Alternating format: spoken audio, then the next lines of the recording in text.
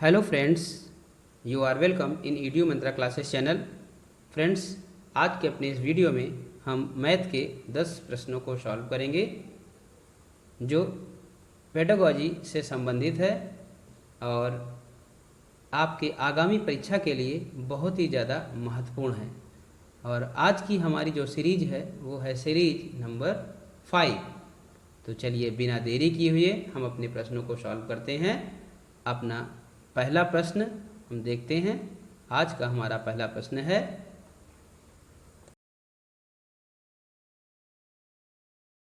क्या है?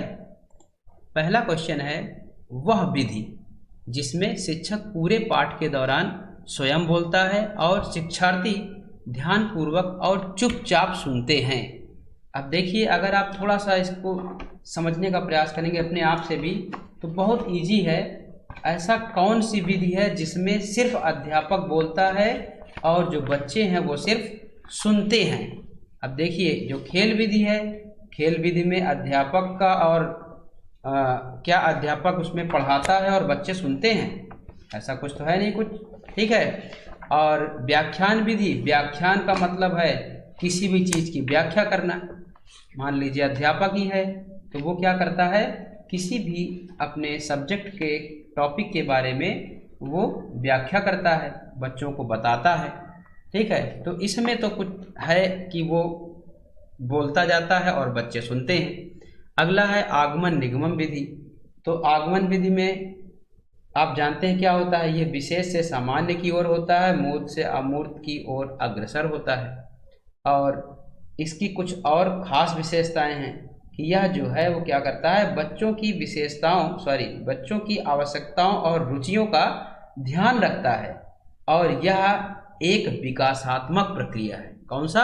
आगमन विधि, ठीक है। तो ये देखा जाए तो अच्छा है बच्चों के लिए।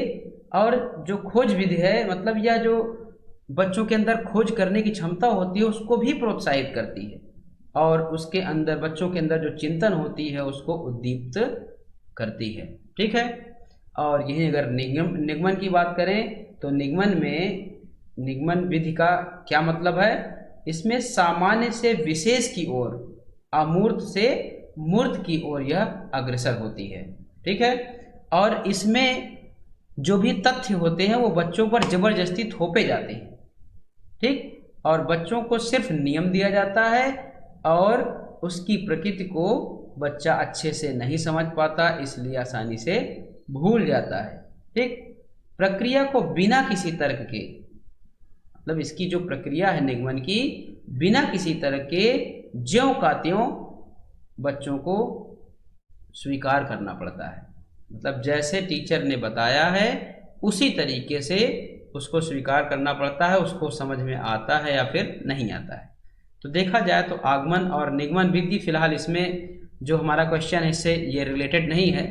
अगला है ह्यूरिस्टिक विधि। ह्यूरिस्टिक विधि का मतलब है खोज करना। तो ये तो वैसे ही जो कहा जा रहा है, क्वेश्चन जो पूछा जा रहा है उसके जस्ट विपरीत है, ठीक है। क्योंकि ह्यूरिस्टिक विधि जो है इसको हम खोज विधि भी कहते हैं और यह जो है उसका जस्ट विपरीत है, क्योंकि खोज विधि में बच्चे स्वयं से खोज करते हैं और अपने वैज्ञानिक दृष्टिकोण को विकसित करते हैं और उनके अंदर स्वयं तर्क करने की क्षमता भी बढ़ जाती है, ठीक है। तो यहाँ पर बच्चे स्वयं से सीखते हैं, इसमें अध्यापक का कोई रोल नहीं होता है, अध्यापक के मार्गदर्शन से वो कोई भी कार्य नहीं करता है। तो अब इसके हिसाब से हमारा जो ऑप्शन ए है व्याख्यान विधि, यही सबसे उचित ऑप्शन होगा इसके आंसर के लिए, क्योंकि जो व्याख्यान विधि है इसी विधि में व्याख्या करने का कार्य होगा। मतलब टीचर सिर्फ बोलेगा और बच्चे उसे ध्यानपूर्वक सिर्फ सुनेंगे, चुपचाप सुनेंगे, ठीक है। तो इसका जो राइट आंसर होगा वो कौन सा होगा? ऑप्शन ए होगा। चलिए अपने अगले क्वेश्चन की ओर चलते हैं। हमारा अगला क्वेश्चन है, कौन सी विधि नए प्रकरणों का परिचय देने में उपयोगी है? तो यदि कोई नया प्रकरण है आपके सामने और उस नया प्रकरण का आपको परिचय देना है, मीन्स नया सब्जेक्ट ले सकते हो, गणित सब्जेक्ट है और उसमें कोई नया आपको नया मैटर मिला है या नया पॉइंट मिला जिसको बच्चों को उसके बारे में पूरा समझाना है, तो आप तो सबसे अच्छा जो नीचे विधि दी हुई है ABCD, ए में है व्याख्यान विधि, बी में है खेल विधि, सी में है आगमन निगमन विधि और डी में है ह्यूरिस्टिक विधि। तो इसमें सबसे जो उचित विधि है वो कौन सी होगी इसके लिए? तो देखिए यहाँ आप अगर थोड़ा सा समझेंगे, किसी नए प्रकरण का परिचय देना है, इसका मतलब उसके बारे में हमें डिटेल से बताना है। भाई नया अगर कोई भी आप नया सामान लाते हो और उसके बारे में खूबी उसकी पूरी बतानी है, तो खूबी बताने के लिए आपको काफ़ी देर तक बोलना होगा और अगले को जिसको आप उसके बारे में बता रहे हो उसको सुनना होगा। तो यहाँ एक अध्यापक की बात अगर करें तो एक अध्यापक अपने बच्चों को किसी भी नए टॉपिक के बारे में क्या करता है, बताता है। कैसे? उसका व्याख्यान करके। ठीक है, तो इसलिए इसका जो राइट ऑप्शन होगा वो ऑप्शन ए हो जाएगा। ठीक है, चलिए आगे चलते हैं। हमारा अगला क्वेश्चन है क्वेश्चन नंबर 3, प्रश्न 3, कौन सी विधि शिक्षार्थियों की रुचियों और उसकी सहभागिता की उपेक्षा करती है? अब देखिए यहाँ पर पूछा गया है ऐसी कौन सी विधि है जिसमें शिक्षार्थियों की जो रुचि है और उनके अंदर जो सहभागिता है उसकी उपेक्षा करती है। अब उनकी रुचि का मतलब कुछ वो अपनी रुचि के अनुसार करना चाहते हैं, उसको नहीं कर पाते। सहभागिता का मतलब है कि अपने सहपाठियों के साथ सहभागिता के साथ मिलकर कोई काम करना चाहते हैं, तो वो भी नहीं हो पाता है। तो खेल विधि की बात करें तो यही एक ऐसी विधि है जिसमें ये लागू होता है, ये लागू होता है। ठीक है, मीन्स शिक्षार्थियों की रुचि और सहभागिता से ये खेल विधि जो है ये पूरा होता है, लेकिन यहाँ कह रहा है उसकी उपेक्षा करता है। तो उपेक्षा करने का कार्य कौन करता है? ऑप्शन नंबर ए, व्याख्यान विधि। क्योंकि व्याख्यान विधि में उसे सिर्फ चुपचाप बैठकर सुनना होता है, चाहे उसकी रुचि हो उसमें या ना हो। और दूसरी बात, सहभागिता की बात भी उसमें नहीं हो सकती। सहभागिता के साथ उसमें टीचिंग का कार्य हो नहीं रहा, क्योंकि अध्यापक अकेले बोल रहा है और जो छात्र है उसे वो सिर्फ बैठकर चुपचाप उसे सुन रहा है। ठीक है, तो इसके लिए जो राइट ऑप्शन होगा हमारा ए होगा, व्याख्यान विधि। ठीक है, चलिए अगला देखते हैं। क्वेश्चन नंबर हमारा 4 है, कौन सी विधि शिक्षार्थियों में परस्पर सहयोग और सहभागिता को प्रोत्साहित करती है, अधिगम प्रक्रिया को अधिक रोचक बनाती है और शिक्षार्थी में आत्मविश्वास उत्पन्न करती है? ठीक है, यहाँ देखिए क्वेश्चन फिर से पढ़ लेते हैं कि कौन सी ऐसी विधि है जिसमें शिक्षार्थियों में परस्पर सहयोग, ये अभी जस्ट ऊपर मिला था हमको, परस्पर सहयोग और सहभागिता को प्रोत्साहित करती है। तो मैंने आपको अभी यहाँ बताया था कि जो उसके रुचि या उसकी सहभागिता का जो कार्य है वो खेल विधि में होता है। तो बस यहाँ आप तुरंत समझ जाइएगा कि इसमें पूछ रहा है कौन सी ऐसी विधि है जिसमें शिक्षार्थियों में परस्पर सहयोग का कार्य खेल विधि में भी हो सकता है और सहभागिता को प्रोत्साहित करती है, अधिगम प्रक्रिया को और जो हमारे सीखने की प्रक्रिया है उसको और अधिक रोचक बनाकर खेल विधि के द्वारा हम बच्चों को पढ़ाएं या सिखाएं, तो जो अधिगम प्रक्रिया है वो बहुत अधिक रोचक बन जाती है। मतलब बच्चे बहुत आसानी से उसे सीख लेते हैं और शिक्षार्थी में आत्मविश्वास उत्पन्न करती है। ठीक है, समझ में आया? तो इसमें जो राइट ऑप्शन होगा, देखिए चारों ऑप्शन बता देते हैं। ऑप्शन ए है व्याख्यान विधि, ऑप्शन बी है खेल विधि, ऑप्शन सी आगमन निगमन विधि और ऑप्शन डी है ह्यूरिस्टिक विधि। तो हमारा राइट ऑप्शन होगा ऑप्शन बी, खेल विधि। अगले क्वेश्चन की ओर चलते हैं। अगला क्वेश्चन है, सही विकल्प का चयन करें। देखिए इसमें जो फार्मूला बनाया गया साधारण ब्याज का 4 दिए हैं, तो साधारण ब्याज का सही फार्मूला क्या होता है, सही सूत्र क्या होता है वो हमें बताना है। तो ऑप्शन ए में है साधारण ब्याज बराबर मूलधन गुणे दर गुणे समय बटे 100। साधारण ब्याज बी में है साधारण ब्याज बराबर मूलधन गुणे दर गुणे 100 बटे दर और सी में है साधारण ब्याज बराबर मिश्र धन गुणे समय गुणे दर बटे मूलधन। डी में है साधारण ब्याज बराबर मूलधन गुणे 100 गुणे समय बटे मिश्र धन। तो इसमें जो राइट आंसर होगा वो होगा आपका ऑप्शन ए। बहुत ईजी है, इसको आप अगर तैयारी कर रहे हैं तो आपको तो ये ऐसे ही मुजबानी याद होगा। ठीक है, साधारण ब्याज बराबर क्या होता है, मूलधन गुणे दर गुणे समय बटे 100। तो ऑप्शन ए आपका इसमें राइट हो जाएगा। अगला क्वेश्चन है हमारा, निम्न में कौन सा कथन असत्य है? तो चल देखते हैं कौन कौन से ऑप्शन हैं। असत्य बताना है जो सही नहीं है, तो ऑप्शन ए है आगमन विधि विशेष से सामान्य की ओर। तो जो हमारा आगमन विधि है वो विशेष से सामान्य की ओर होता है, मूर्त से अमूर्त की ओर अग्रसर होती है, राइट है। ऑप्शन ए जो है सही है। ठीक है, बी को देखते हैं। निगमन विधि सामान्य से जस्ट उसी का विपरीत होता है, आगमन का विपरीत निगमन होता है, वो विशेष से सामान्य है, सामान्य से विशेष है, तो ये भी राइट है आपका, बी भी सही है। सी में क्या है, आगमन विधि खोज को नष्ट करती है और चिंतन को उद्दीप्त करती है। ऑप्शन डी है निगमन विधि में प्राधिकारी व्यक्ति द्वारा सूत्र को निश्चित या प्रस्तुत किया जाता है और उसके कंठस्थीकरण को प्रोत्साहित किया जाता है, वे भी बिल्कुल राइट है।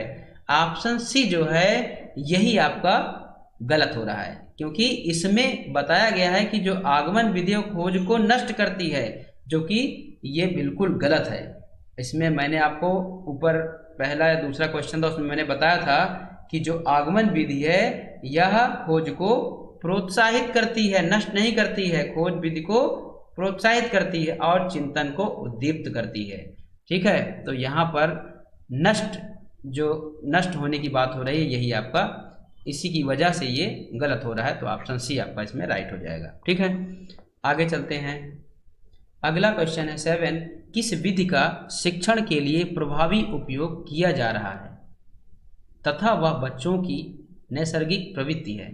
देखिए, यहाँ पूछा गया है कि कौन सी ऐसी विधि है जो शिक्षण के लिए प्रभावी उपयोग की, मतलब प्रभावी तरीके से, प्रभावशाली तरीके से कौन सी ऐसी विधि जिसको शिक्षण के लिए हम यूज कर रहे हैं, उसको हम प्रयोग कर रहे हैं, और वो क्या कर रही है, बच्चों का विकास कर रही है, या नैसर्गिक प्रवृत्ति है, मतलब बच्चे उसी प्रवृत्ति में उसे सीखते हैं या उसी प्रवृत्ति में सीखना चाहते हैं, उन्हें वही प्रवृत्ति ज़्यादा अच्छी लगती है। तो 4 ऑप्शन में देखिए कि बच्चों के लिए राइट क्या होगा। क्या व्याख्यान विधि बच्चों के लिए सही होगा कि आप बोलते जाइए बच्चे बैठकर सुनते रहें, उसमें तो बोर हो जाएंगे, उनका मन ही नहीं लगेगा। खेल विधि जो है यही एक ऐसी विधि है जिसे बच्चे ज़्यादा पसंद करते हैं, ठीक है, और यही उनकी नैसर्गिक प्रवृत्ति है। इसी के द्वारा वो अपने बड़े से बड़े चीज़ों को बहुत आसानी तरीके से सीख लेते हैं। ठीक है, आगमन सी है आगमन निगमन विधि और डी है ह्यूरिस्टिक विधि। तो आपका राइट ऑप्शन कौन सा होगा, ऑप्शन बी खेल विधि। ठीक है, चलिए आगे चलते हैं। शिक्षण की किस विधि को खोज विधि कहा जाता है? तो बहुत इजी है, ऑप्शन ए है व्याख्यान विधि, ऑप्शन बी खेल विधि, ऑप्शन सी है आगमन निगमन विधि और ऑप्शन डी है ह्यूरिस्टिक विधि। तो यहाँ पर जो ह्यूरिस्टिक विधि है वो क्या है, खोज विधि, मतलब ह्यूरिस्टिक विधि को ही खोज विधि कहा जाता है। तो ऑप्शन डी आपका राइट होगा। और ये जो ह्यूरिस्टिक विधि है मीन्स खोज विधि, ये जस्ट व्याख्यान का अपोजिट होता है। व्याख्यान विधि में अध्यापक सारी बातों को बताता कहता समझाता है, बच्चे सुनते हैं। ह्यूरिस्टिक विधि में बच्चे बिना अध्यापक के स्वयं से खोज करते हैं और सीखते हैं, और कोई भी अध्यापक के मार्गदर्शन या सहायता या प्रोत्साहन की आवश्यकता उसमें नहीं होती है, और वह स्वयं से सीख करके अपने बुद्धि को तेज करते हैं और तर्क करने की क्षमता भी अपने आप से उत्पन्न होती है। ठीक है, चलिए आगे देखते हैं अपना अगला क्वेश्चन 9, व्याख्यान विधि का विपरीत। जस्ट अभी मैंने बताया व्याख्यान विधि की विपरीत विधि कौन सी है, तो व्याख्यान का जस्ट अपोजिट ह्यूरिस्टिक मीन्स खोज विधि। ठीक है, तो ऑप्शन ए है व्याख्यान विधि, ऑप्शन बी है खेल विधि, ऑप्शन सी आगमन निगमन विधि, ऑप्शन डी ह्यूरिस्टिक विधि। तो आपका राइट ऑप्शन ऑप्शन डी हो जाएगा, ह्यूरिस्टिक विधि। चलिए अपने लास्ट क्वेश्चन की ओर चलते हैं। हमारा लास्ट क्वेश्चन है, शिक्षण की किस विधि को एक मार्गी प्रक्रिया कहा जाता है? तो एक मार्गी प्रक्रिया समझिए कौन सा हो सकता है। एक मार्गी प्रक्रिया मीन्स व्याख्यान विधि। जो व्याख्यान विधि है यही क्या है, एक मार्गीय प्रक्रिया कही जाती है। तो ऑप्शन ए में है व्याख्यान विधि, ऑप्शन बी में है खेल विधि, ऑप्शन सी आगमन निगमन विधि, ऑप्शन डी ह्यूरिस्टिक विधि। तो राइट ऑप्शन ऑप्शन ए व्याख्यान विधि होता है। ठीक है, तो आज का जो हमारा वीडियो था उसमें हमने जो 10 क्वेश्चन पेडागोजी से रिलेटेड लिए थे वो सब हमने सॉल्व कर लिए और अच्छे से समझ लिए हैं। अगर आपको अच्छे से सब कुछ समझ में आता है तो आप हमें इसे कमेंट के माध्यम से ज़रूर बताइए, और आगे जो कुछ भी आप पढ़ना समझना चाहते हो उसे भी आप बता सकते हैं। हम कोशिश करेंगे कि आप जो भी हमारे थ्रू जानना चाहते हैं हम आपको उसके लिए एक नई वीडियो बनाकर आपको वो सब कुछ समझाने का हम प्रयास करेंगे। ठीक है, तो आज की वीडियो में बस इतना ही। धन्यवाद।